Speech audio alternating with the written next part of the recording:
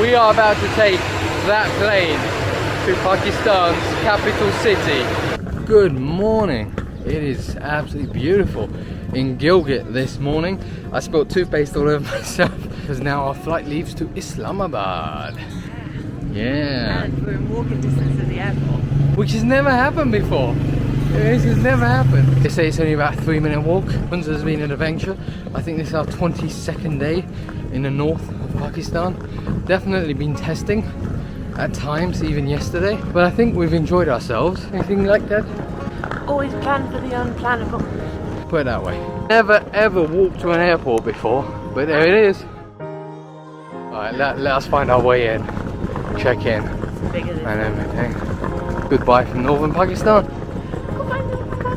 We're gonna miss you, mountains. Yeah, they are pretty cute.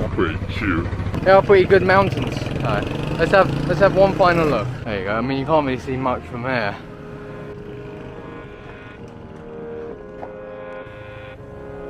Sons of Anarchy. Just in the airport, and this is as unorganised as you would ever imagine. We were queuing up in one line, the guy's just sort of like looking away, and then when we get to the front he's like, oh, use the other one, this service is broken. And it's like, well, we've been standing here for like half an hour, my god. Anyway, so now we're in another line, so hopefully we can get going. We just met a few bikers who we saw on Fair Meadows, and they actually went up Fair Meadows on bikes.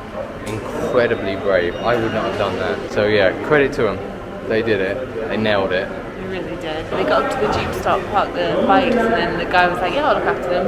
I was like, hey, there was like barely any space there. That's the thing about Pakistan, like there has been like zero crime, like you can just leave your bag. I mean, maybe don't, but like we felt quite comfortable just leaving our bag. Like I've even just left the drone out in the car, you know, and there's loads of people and nothing has happened. Alhamdulillah. That's probably a little bit foolish on my behalf, because if it was taken I probably wouldn't have any right to be like, things are quite safe in Pakistan.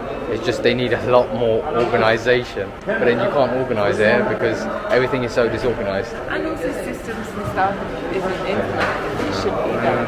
So it's not really the people's fault. I mean, the systems are piss poor, but anyway, let's hopefully get checked in. Our flight leaves in about 70 minutes. We've gone through security and we've got our tickets, everything, we're all sorted. And now we just wait. We have about an hour before our flight, but there's not much to do, but it looks quite nice airport.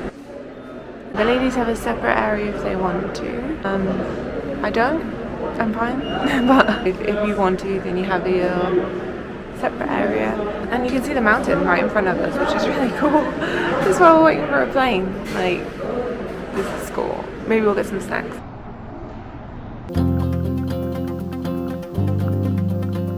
And Umair's just gone to go and try and sort out his toothpaste top because he's still toothpaste on his top. He's coming back now. Let's see. It's all quite wet, yeah. And then it'll just dry, see? Otherwise we have to go back to Portugal. Oh no! Get a new t-shirt. How are you feeling? Oh, okay, just a bit tired. Got up quite early, about 4 to 6, but you don't really need to get out that early because it's 7:15. Just been sitting here for like 10 minutes. So I think that's our plane. These tiny wings.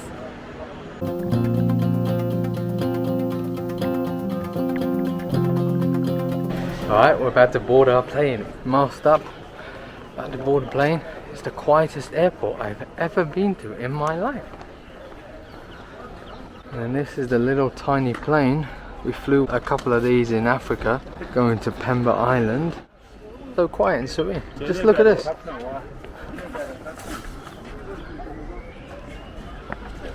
Quietest airport in the world. What? Yeah, chilling on the runway.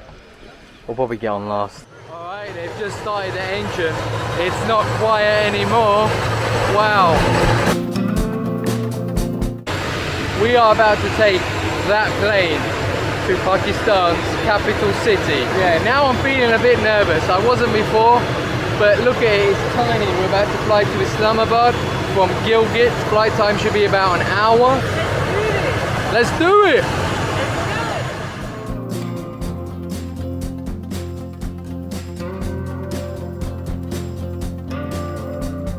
Okay, we're about to get on. We're about to get on.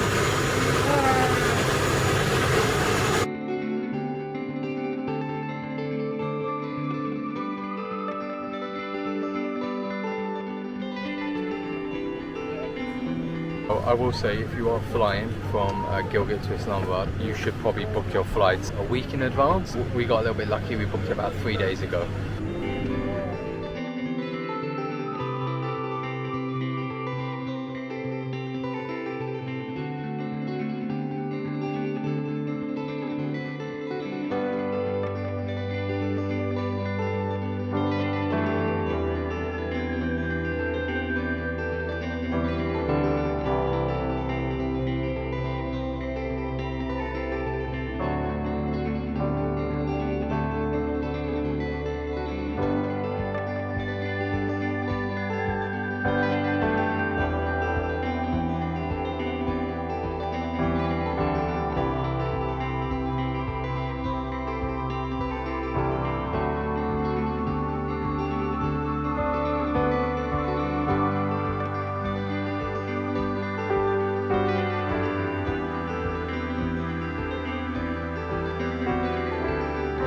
So when you come here, you'll realise a couple of things. One, babies just love to stare at you. I mean, this baby is beyond cute.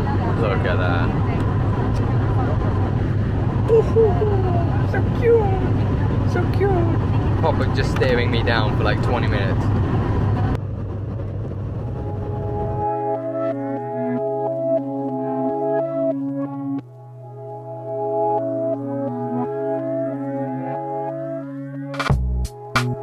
So when you do this flight, you will want to be seated on the left hand side of the plane so you can see Nanga Parbat. It is amazing. We've seen it so many times, but still, alhamdulillah, it's still really good. So you want to sit on the left hand side of the plane. Nanga Parbat is amazing. Why need to hike, eh, when you can just do this?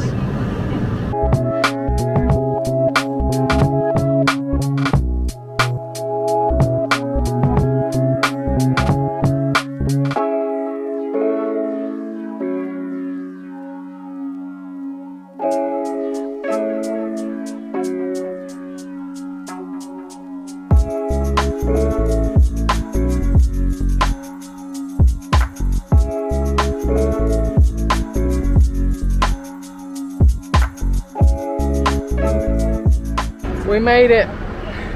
Actually, that flight wasn't as scenic as Skurdu, so I recommend you, if you want a scenic flight, you do Skurdu.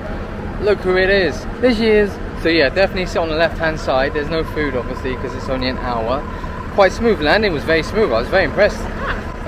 And now we have to go in. Oh, and I remember being told when we were in Hunza that Eskom would transition over when you get into Islamabad. Looking at my phone, has it done it so far? Maybe I'll restart, let's hope.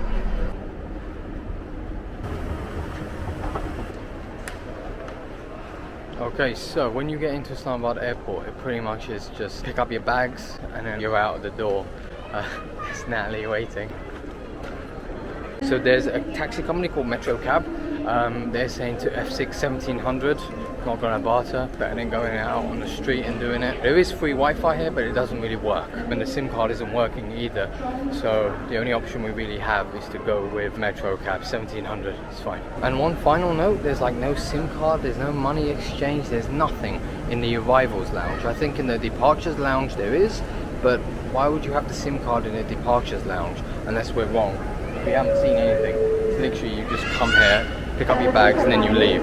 There's, you know, there should be a SIM card, there should be an ATM, there should be a bank, there should be something, you know what I mean, to help you adjust. Anyway, we're going to try and go to Daewoo bus as well to pick up the bus tickets. There should be some transport, but I don't know, there should be some links, there should be something, right? I would like to say Metro Cab aren't exactly the most friendliest of people. It's very short and just like to the city. That's it. Buy a SIM card from there, you can't do anything here.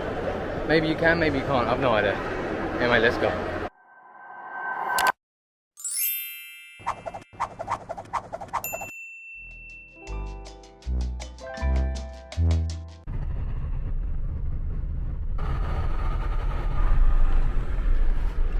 Nobody use indicators here. Maybe they just don't work. I don't know.